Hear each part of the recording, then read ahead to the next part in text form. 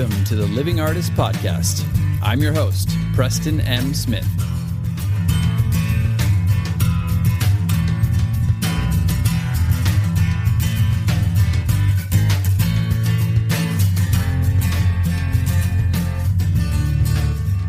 Hey, everybody.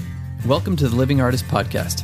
I'm Preston M. Smith, at PMS Artwork everywhere on internet land and socials. I want to thank you for landing on this podcast. Whether you're a professional artist, just getting started in the art world, a collector of art, or just consider yourself a creative person, this podcast has something for you. I like to think of it as a fun way to rant and talk to other creative people about living the life of an artist, surviving and getting ahead in the art world, and enjoying your life.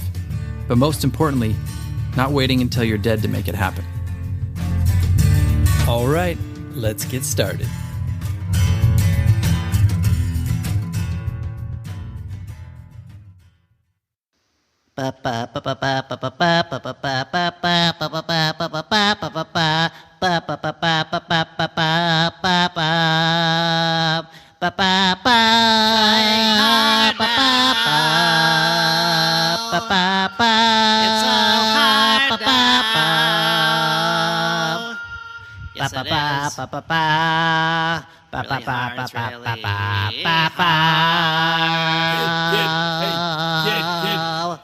Kid, we get it. We get it. You like the Rocky theme. That's enough. We've heard enough, okay? Okay, all right.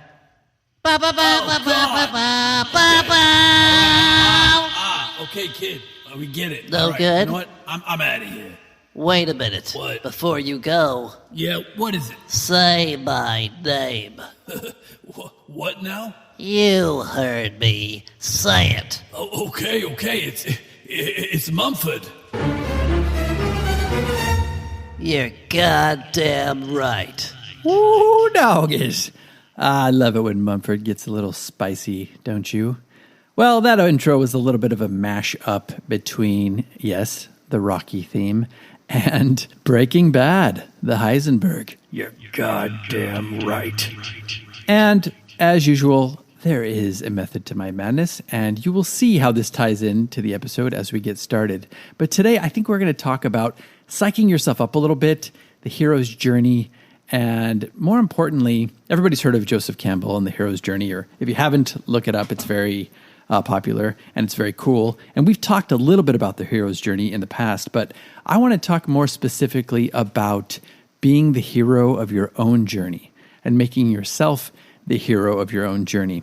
I always think back to Bukowski, and somebody was interviewing him and talking about, why are you always putting yourself in your books? Like he would always kind of very loosely disguise himself as Henry Chinaski instead of Bukowski. He would be Chinaski. And he said, listen, baby, when I write, I'm the hero of my shit. And that always resonated with me. Some people might think that it's pompous or arrogant or self-involved or self-indulgent or anything you want to label the person who's doing this. But really, when I think about it as a necessary evil or a necessary approach to being an artist, because let's face it, being an artist and being successful, more importantly, as an artist, is very difficult. It is like statistically, you might look at it and go like, it's almost impossible. But really, I think the people who have done it and who have done it the best, and you can go through any field of art, any genre of art to find this, or sports, or anything you want to apply it to, music, acting. And the people who did this the best, the people who were the most successful, were the people who really believed in themselves the most, almost had an unwavering, unshakable belief in their abilities. And some people might even think it was a little neurotic or self-involved. But I've told this story before of the rapper who was being interviewed, and they came in and found posters of him in the house, like right in the entryway, huge posters of the rapper. And he said, listen, if I don't believe in my shit, nobody else is going to believe in it either. And I completely agree with that. I've talked about myself in the past. I've talked about how when I started off, I wouldn't say arrogant. I was just a little bit caught up in my own mythology as an artist and like, being the tortured, starving artist. And it had its place. Had I not gone through that, I wouldn't be the person that I am today. I'm much more grateful today. I'm much more filled with gratitude and being more conscious now. But I think I needed to go through that stage because if I didn't have that belief at the beginning, I think I might have given up. I think I might have been like, you know what? This is too hard. The statistics are against me. There's no way I'm going to make it. But, believing in myself. and just going like, yes, everybody, the world must see my work, and slaving away in my studio and creating hundreds and hundreds and hundreds of pieces and, selling a couple of them at the beginning, but not selling a lot, not compared to what I do now. But creating that body of work, I don't think I would have created that body of work if I wasn't the hero of my own journey. And we're going to get into that a little bit more and a couple different facets of being the hero to your journey. Without further ado, let's get into it. So let me start off by saying we've talked about a lot in the past the importance of having a story as an artist, right? Getting in touch with your story and selling your story to people. I think collectors really connect with the story. They can find things that resonate with them, that overlap with them, and it just makes them connect with your work even stronger. Well, we're going to shift that focus a little bit today and talk about how you actually need to convince yourself of your story first. You need to kind of believe the mythology of yourself a bit to start off with, because that's going to make your story more believable to you, which is going to make your story more believable to anybody else, a collector, a gallery, anybody, whatever. Down throughout history, people looking back on your stuff, they're going to believe in your stuff more. And you might think about this. I just want you to scrape the whole concept of this being arrogant or egotistical or egocentric or self-indulgent. I want you to scrape all that out of your mind, because we all have to do a form of this to survive in the world and to excel at whatever we're trying to excel at. And I think art is different from a lot of other businesses. Like, you're not going to hear people talk about their journey as much maybe to being an accountant or being a high-powered lawyer or whatever as much as you would an artist or an actor or a musician, because you really have to sell yourself and your story. So it inherently comes across as a little more arrogant or self-involved, but I think that is essential to our ability to succeed as artists.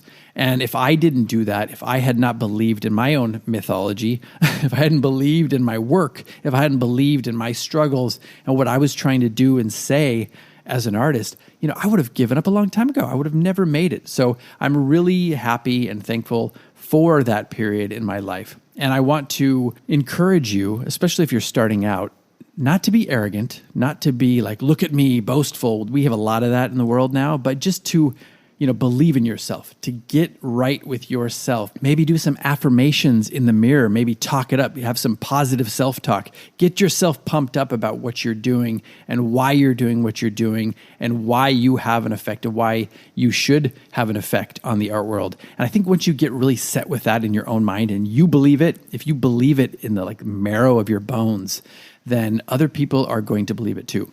I really believe that part of the reason why I became quote unquote successful as an artist was because I believed in myself. And, at the beginning, sure, when I wasn't achieving anything and I was working at a restaurant, it might have looked a little bit delusional. Look at this guy. He's believes in himself so much. He's so committed to this work, and he's talking about his work, and he's talking about how he wants to have an impact on the world and all this stuff. And, he's just waiting tables and he's barely getting by. He's barely paying his rent. He's barely able to keep the lights on. That might have seemed maybe a little delusional at the time. But you know what? A delusion is only a delusion until it comes true, right? And I started to become successful. I started to sell work. I started to find my rhythm. I started to find my gratitude and the grace of being, a thankful artist. And I started to find, just the patterns of what I was doing and the people who I was trying to reach and the people who my work resonated with. And I would double down on that. And I started to tap into the work ethic. But the undercurrent of all that was I believe in myself. And I think one of the hard parts of what I've been going through over the past 4 years and how brutal it's been is that it's shaken my belief a little bit. So I'm doing this episode a little bit to you and a little bit for myself, because the world loves it when an artist falls or when a public figure falls or whatever it is. Somebody falls from grace or somebody is successful and then they hit rock bottom. People love that, right? That's just part of human nature. But you know what people like more than that? They like a comeback story. People love the comeback. So I'm starting to sell myself on the comeback story. I never went away, but I haven't been able to function at the level that I used to function at. And I haven't been able to function and do all these extra things that I want to do to get to the next level that I've been wanting to. I've been selling work. I just sold a couple pieces, one to Saudi Arabia, one to the UK this week. I'm very happy and thankful for that. And I keep selling the work and I keep, putting my work out there on social media and showing up to galleries when I can, when I have the fortitude to do it. But I really am starting to convince myself again of the comeback, because I think, like the law of attraction, when I believe in the comeback, when I believe in myself to be able to overcome these obstacles, I think if I believe that strongly enough, it will make that change in me. It'll help me to heal even better. Because if you're just sitting there and you're believing the horrible part of it and just that, and you're getting beaten down by that too much, well, it is kind of a self-fulfilling prophecy. I'm not saying it's not real, but I'm saying you have a better chance of getting past that and getting to the next level if you believe in the comeback, or you believe in the success, or you believe you have something to say, or you believe you have something to offer the world that they need to see, and that you are meant for whatever you want to say. Greatness, like Scott says, to be a legend, if you want to just be famous, or you just want to be a household name, or you just want to have your work in houses around the world like I do, then you have to believe it first. So Joseph Campbell talks about the hero's journey. Well, I'm talking about being the hero of your own journey, or being the hero of your own life, like Bukowski. You know, it's okay every once in a while to just take a step back and go, you know what? I'm going to do some work on myself. I'm going to do some work on my psyche. I'm going to psych myself up into believing in myself. And once I get to the place where I believe in myself strongly enough, then I'm going to sell the world on it. And that is where this momentum really starts. So my illness and my stuff that I've been going through the last 4 years, you know, all the connection with trauma and the sickness and the infections and all the weird stuff, the injuries, all the stuff that's been plaguing me for the last 4 years, that's my story. And that's something that I'm working to overcome. What's your story? What are you working to overcome? Are you just trying to overcome the day job? You know, the malaise of the day job. Maybe it's eating into your creative time, or maybe, you know, you really just want to quit your job and become a full-time artist. Maybe that's the story you need to focus on. Not the comeback like me, but the rising above, you know, story. Like I rose above and I was able to quit my day job and become a full-time artist. Or maybe it is that you just want to do something unique that nobody else has done. Maybe you want to do some sort of a hybrid. It's okay. You don't have to be a full-time artist. Maybe you want to be the double or triple threat. You know, maybe you want to be like the Mike Collins, who has his own practice. You know, he's a psychologist and he owns a gallery and he's an artist. Maybe you want to be that triple threat. Maybe you want to be able to weave in both of these stories. Maybe you want to be the first person who does a hybridization of whatever these two things are that you have. My dad always told me that, you know, watch out, don't be a jack of all trades, master of none. Well, I've liked to weave in all of these different stories, the acting and the improv and the singing and the music, you know, and the art and the basketball, all that stuff. I tried to weave all that stuff in and let it be a part of my story. And some of it I'm still doing today, hence the podcast. I'm still doing the wacky voices. I'm still doing the improv. I'm still getting that stuff out there, and it's become a part of my story. So maybe that's your thing too, where you want to hybridize a little bit what you're doing and make it even more powerful, because you could maybe find that calling. Maybe you have a couple callings. Maybe you can find a way to merge those and have it be like, you know, the Avengers uniting together and have it be even a stronger purpose and a stronger story that resonates with people. That's something to think about. So I just want you to think about this a little bit, and I want you to really go back to the drawing board. If you're not getting the results in life or in art right now or at the moment, you know, I'm struggling too. Like I've been in the place where I've been really high and like, you know, unstoppable feeling. I've had that too. But right now I've been in a low period, right? Well, that's okay. That happens. I'm trying to learn from it, and I'm trying to do the comeback story now for me and build on that. And okay, I'm going to be better and stronger than I was before when I come back. So what's yours? Get back to the drawing board. Find out what resonates with you. What story resonates with you? What do you want your story to be? What is your hero's journey? What is that for you? What does that mean for you? And maybe you could start getting excited about that. Not just the art or getting the art out on social media or getting into galleries or talking or schmoozing with, you know, collectors or other artists or gallery owners or grant programs or whatever it is you're doing. Maybe it is getting excited about yourself, getting excited about your story first. And then if you can build some momentum with that, and then you can start visualizing, and then you can start doing law of attraction, and then you can start putting the body of work into play, and then you can use that momentum to get into the studio and create bigger and better work with purpose, and then get that out there into the world. I think you'll find that with a strong core, being the hero of your own story, I think that can be or make you unstoppable. So this has been just a little bit of a pep talk today. You know, these are fun to do from time to time, and I think it's just important for us to be thinking about all of these things. We're not just our work. We're not just the medium that we use. We're not just our studio. We're not just our social media handle.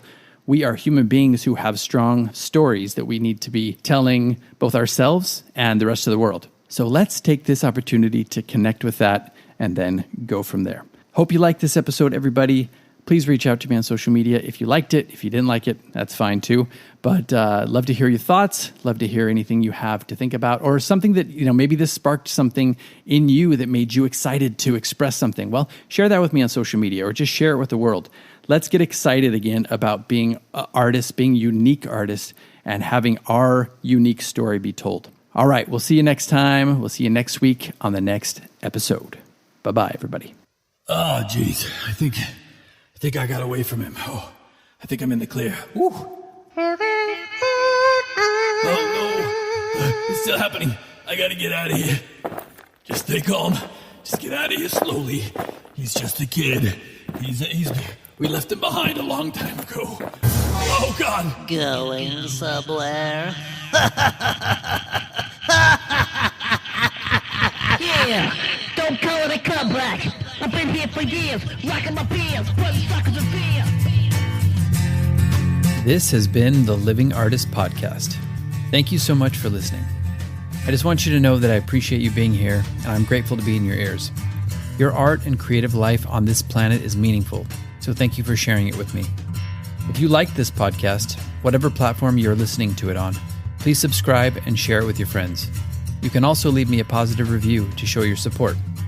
This helps me to reach more people with the algorithmic magic and keep the show going strong. If you want to see more of what I do and check out the art that I create, you can visit my website at www.pmsartwork.com or follow me on social media everywhere at PMS Artwork. That's it for now. See you back here next time.